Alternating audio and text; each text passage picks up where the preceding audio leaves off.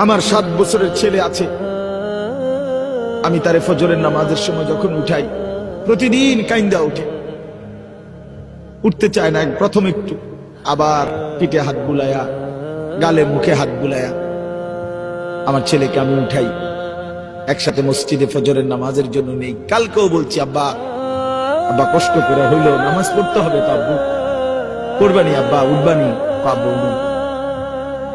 কষ্ট তো হয়ই তারও। তোমরা ছেলেরা বাপ 18 বছরের, 16 বছরের, 20 বছরের কেমনে নামাজ না পড়ে থাকো ভাইয়া? যার কপালে সেজদা নাই, যে সেজদা করে না, বিশ্বাস করেন খোদার কসম, তার চাইতে বড় ঘাটতেরা, তার চাইতে বড় গাদ্দার আর কেউ নেই। তুই বড় ঘাটতেরা, মনে রাখিস, তোর ঘাড় বড় শক্ত।